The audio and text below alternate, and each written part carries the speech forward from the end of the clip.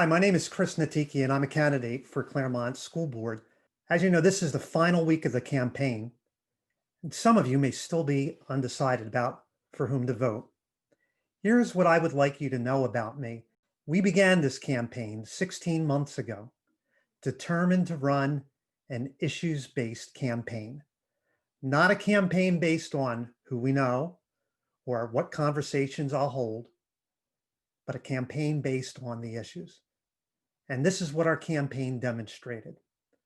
We showed that we will be an independent voice, not beholden to any group or constituency. The way you show that is by what you do when the stakes are high and the clock is ticking.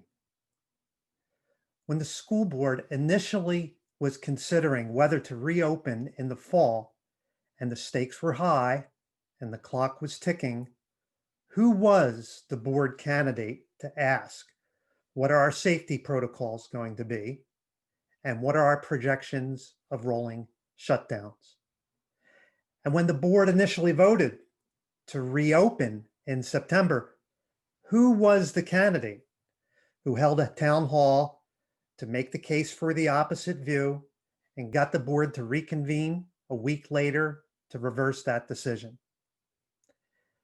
And when the board initially considered laying off workers in the first pandemic-induced group of layoffs, who was the school board candidate to ask whether furloughs were a viable alternative and whether that had been fully vetted, and then had that issue brought again to the board to consider furloughs weeks later? In both cases, the answer was the same. I was that candidate. We demonstrated that we will drive the conversation too. Long before the pandemic hit, we were discussing the decades-long disinvestment in mental, emotional, and social health support for students, and we're highlighting that issue. Instead of talking about holding community conversations, we actually held one. We held one on the importance of critical thinking for addressing the political climate, which began long before 2016 with its rancor and acrimony, and will unfortunately last beyond 2020, whatever the outcome of the national election.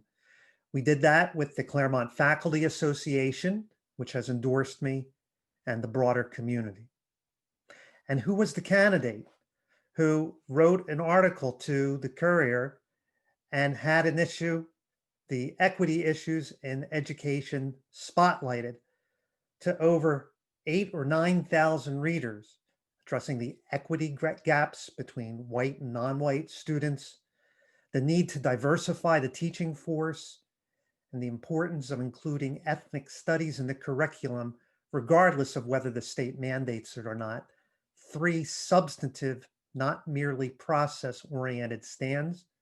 And who was the candidate who contributed through shining that spotlight on it in front of 8,000 or 9,000 Courier readers to getting the Racial Equity Committee formed? In all cases, I was that candidate. So as you're considering for whom to cast your vote during this last week of the campaign, please consider the following.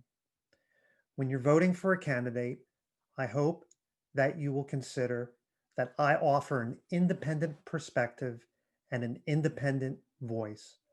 Not the same point of view, not a repeat of the same or another, but something different. My name is Chris Naticchia. I would be honored to earn your vote.